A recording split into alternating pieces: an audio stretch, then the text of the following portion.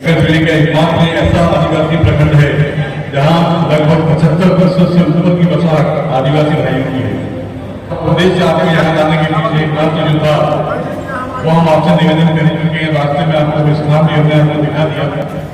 वो 95 एकड़ जमीन दिक्कत यह है कि हमारे केसरी इस नगर में जिले की बड़ी पंचायतों में से ग्राम पंचायत केसरी भी है। यदि आज की जनसंख्या देखी जाए तो केसरी नगर की जनसंख्या 20,000 से ऊपर होगी।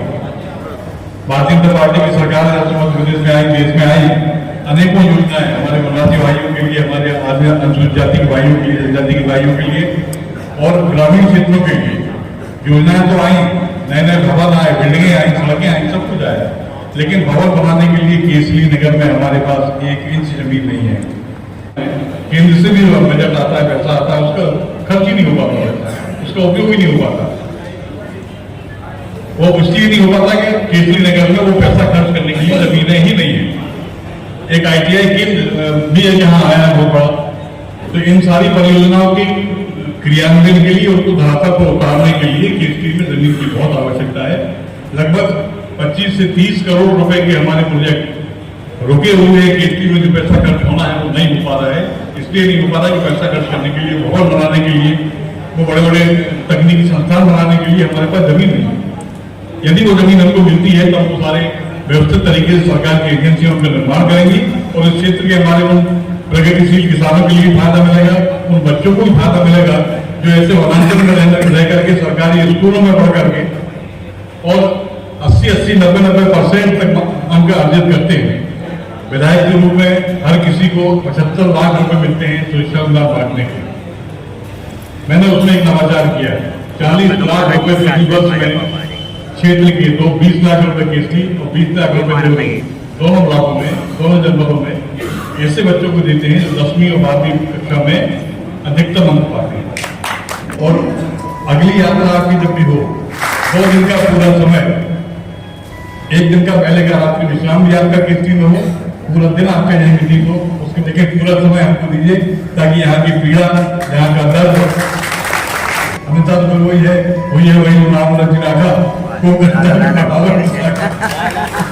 इस विधानसभा में 10 वर्षों बाद कांग्रेस का सत्ता पलट हुआ।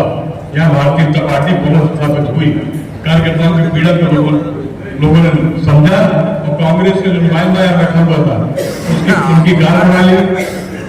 भारतीय जनता पार्टी के प्रति उनका विद्वेष और भावना जो कुछ भी था उसको समझा हमारे नौजवान साथियों ने, हमारे भारतीय जनता पार्टी के ज्येष्ठ कार्यकर्ताओं ने, और उसको मूल रूप में मतदान के दिन परिणित भी किया। तो परिणाम यहाँ से सागर लगभग 100 किलोमीटर से ऊपर पड़ता है। यदि और इंटीरियर में जाए तो टाड़ा सैदपुर तरफ के लोगों के लिए 125-150 किलोमीटर की यात्रा करके जिला मुख्यालय पहुंचना पड़ता है, तब उनकी जिला अस्पताल की दवाइयों का लाभ मिल पाता है। तो यदि इसको बढ़ा करके 100 बिस्तर, 50 बिस्तर का अस्पताल कर देंगे और जो 50 बेड हॉस्पिटल की सुविधाएं होती है, एक्स-रे मशीन से लेकर बीमारी सहायता कुछ, वो यदि उपलब्ध हो जाएंगी तो बड़ी कृपा होगी आपके आदिवासियों के ऊपर। महिला बल भारत के नवीन भी बनना शेष है। NMDU और NRC के लिए भी नवीन भवन की आवश्यकता है। यहाँ तो नई यूनिटें हैं भाई, काम कर रही हैं, लेकिन जगह की संकीर्णता है। उनके अलग अलग भवन बन जाएंगे, कमरे बन जाएंगे, तो अच्छे से काम कर पाएंगे लोग। क्योंकि वो सोनोग्राफी करवाने के लिए सागर जाती है, वो उनको यही उपलब्ध हो जाएगी, उनके लिए।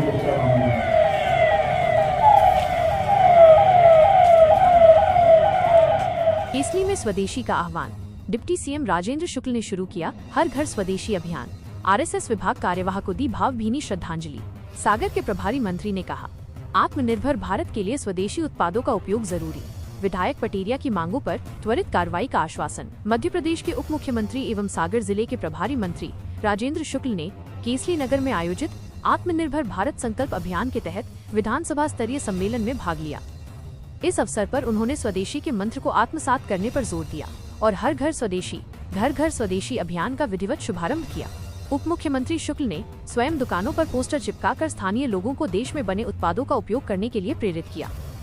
सम्मेलन को संबोधित करते हुए उप मुख्यमंत्री ने कहा कि यदि भारत को विकसित राष्ट्र बनाना है तो सबसे पहले उसे आत्मनिर्भर बनाना होगा।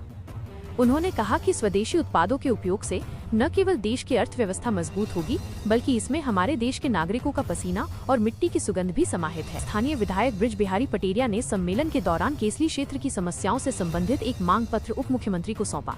इस पर प्रतिक्रिया देते हुए राजेंद्र शुक्ल ने विधायक पटेरिया की प्रशंसा की और कहा कि वो उन गिने चुने विधायकों में से हैं जो अपने क्षेत्र के मुद्दों को प्रभावी ढंग से विधानसभा में उठाते हैं। उन्होंने आश्वस्त किया कि सभी मांगों पर जल्द से जल्द विचार कर कार्यों को गति प्रदान की जाएगी। सम्मेलन से पूर्व उप मुख्यमंत्री राजेंद्र शुक्ल ने केसली विकासखंड के नाहरमऊ ग्राम का दौरा किया। उन्होंने दिवंगत आरएसएस के विभाग कार्यवाह अशोक दुबे एवं उनकी धर्मपत्नी के चित्र पर पुष्पांजलि अर्पित कर श्रद्धांजलि दी, जिनकी हाल ही में एक दुर्घटना में मृत्यु हो गई थी। उप मुख्यमंत्री ने अशोक दुबे को अत्यंत लगनशील और प्रतिभावान व्यक्तित्व बताया और उनके निधन को परिवार और संगठन के लिए एक बड़ी क्षति करार दिया। इस अवसर पर विधायक ब्रिज बिहारी पटेरिया, जिला भाजपा ग्रामीण अध्यक्षा रानी कुशवाहा, मंडल अध्यक्ष रामलखन सिंह, जिला पंचायत उपाध्यक्ष देवेंद्र सिंह ठाकुर, शहर भाजपा जिला अध्यक्ष श्याम तिवारी सहित कई जनप्रतिनिधि एवं बड़ी संख्या में भाजपा कार्यकर्ता उपस्थित रहे।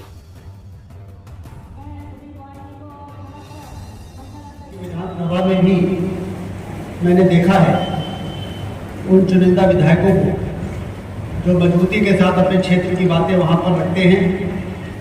उन चुनिंदा विधायकों में से आदरणीय ब्रिज बिहारी पटेरिया आज उन्होंने मुझे सुबह ही बताया कि केसली के लिए आरटीआई मंजूर हो चुका है, बालिकाओं के छात्रावास मंजूर हो गया है, न्यायालय का भवन मंजूर हो गया है, लगभग 27 करोड़ रुपया। लेकिन कहाँ पे बनाना है इसके लिए जमीन में परेशानी आ रही है। सामुदायिक स्वास्थ्य केंद्र देवरी का सिविल अस्पताल में उन्नयन की बात कही है और केसरी के भी 30 बिस्तर के अस्पताल को 50 बिस्तर कहने की बात कही है। निश्चित रूप से हम जब भोपाल जाएंगे तो मंत्रालय में बैठ के इसके बारे में पूरा प्रस्ताव मिलाएंगे। आगे की जो कार्रवाई है उसको गंभीरता के साथ किया जाएगा। पटेरिया जी बिल्कुल आप चिंता न करें। इसका क्या रास्ता हो सकता है, हम लोग उस पर और भी आगे बातचीत करेंगे। इस क्षेत्र के विकास के लिए अब आपने कह दिया है कि 2 दिन के लिए आना है, तो 2 दिन के लिए आएंगे तो सभी पूरे जिला में शासन बुलाएंगे और यहाँ बैठ के विकास की चर्चा होगी। क्या रह गया है, कहाँ बचा है, कैसे हो सकता है, जब इसकी हम लोग समग्र रूप से चर्चा करेंगे तो निश्चित रूप से आपके देवरी विधानसभा की समस्याएं कम होंगी, समाप्त होंगी और आदर्श विधानसभा जो बनाना चाहते हैं उस आपके आदर्श विधानसभा की बड़ी मदद के साथ मुझे बड़ी खुशी है कि आज आत्मनिर्भर भारत बनाने के लिए स्वदेशी के मंत्र का जागरण करना पड़ेगा। स्वदेशी अभियान हमारे देश के लोगों के पसीने से बनी हुई चीजें जिसमें मिट्टी की सुगंध आती है, ऐसे चीजों का उपयोग करने की हमको आदत भी डालनी पड़ेगी और जो व्यापारी हैं उसे निवेदन भी करना पड़ेगा कि जो ग्राहक उनके पास आए उनको स्वदेशी सामान मिले और स्वदेशी अपनाओ राष्ट्रभक्त कहलाओ, इस नारे को भी बुलंद करें। और आज देवरी विधानसभा के में आत्मनिर्भर भारत स्वदेशी संकल्प यात्रा भी हमने की। कुछ दुकानों में गए, वहां पर स्टिकर भी चिपकाए और विधानसभा का ये सम्मेलन भी आज यहाँ पर आयोजित हुआ है। वास्तव में जिस दिन भारत के लोग स्वदेशी वस्तुओं का उपयोग करना शुरू कर देंगे, भारत को आर्थिक महाशक्ति बनने से कोई ताकत रोक नहीं पाएगी। जब भारत दुनिया का नेतृत्व करेगा तभी दुनिया में शांति की स्थापना हो पाएगी। दूसरे देशों में अमेरिका भारत के बनाए गए उत्पादों पर टैरिफ लगा रहा है। जब भारत की चीजें विदेश नहीं जाएंगी और भारत के लोग उसका उपयोग करना शुरू कर देंगे तो हमारे कुटीर उद्योग को ताकत मिलेगी, लघु और सूक्ष्म जो इंडस्ट्रीज है उनको ताकत मिलेगी, हमारे कारीगरों को काम मिलेगा, हमारी महिलाओं को काम मिलेगा। ये जो सेल्फ हेल्प ग्रुप है, स्व सहायता जो समूह है और हमारे अंदर जो हुनर है, जो कारीगरी है, जो प्रतिभा है, उसका मुकाबला तो दुनिया का कोई देश नहीं कर सकता। हर घर स्वदेशी, घर घर स्वदेशी। इसलिए अब स्वदेशी का आंदोलन तेज पकड़ रहा है, एक जन आंदोलन का रूप ले रहा है। यही भारत को आर्थिक महाशक्ति बनाएगा, यही भारत को विश्व गुरु बनाएगा और वही हमारे बच्चों के भविष्य को बेहतर बनाने का काम करेगा। 10 वर्षों के कांग्रेस के प्रशासन के बाद भाजपा यहाँ पर जीती है। ये सारे लोग बैठे हैं, इनके मेहनत के दम पर जीती है। अगली बार वो सिर ऊंचा करके मतदाताओं के पास जा सके, ये चिंता ब्रज बिहारी पटेल की थी।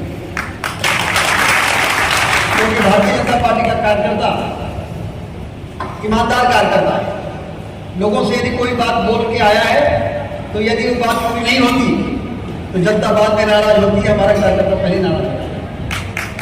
हम सब इसी कोशिश में लगे हैं, प्रधानमंत्री बन के नरेंद्र मोदी इसी कोशिश में लगे हैं, मुख्यमंत्री डॉक्टर मोहन यादव जी भी इसी कोशिश में लगे हैं कि कार्यकर्ताओं का सिर झुकना नहीं चाहिए, उनका मस्तक हमेशा गर्व से ऊंचा रहना चाहिए। ऐसा कोई भी काम नहीं हो जिससे गरीबों के कल्याण में कमी रह जाए, महिलाओं के उत्थान में कमी रह जाए, युवाओं के लिए अवसर की कमी रह जाए और किसान के खेती को लाभ का धंधा बनाने में कमी रह जाए। इनके समग्र विकास के लिए योजनाएं बन रही हैं, उसमें कहीं कोई यदि कसर रहती है तो उसको ठीक किया जा रहा है, जमीन पर ठीक से उसको उतारा जाए, इसका प्रयास हो रहा है। इन सारी योजनाओं के दम पर और ब्रज बिहारी पटेल के जो विधायक हैं बनाने का जो सपना है जरूर उसको पूरा करने में हम लोग प्रयास करेंगे।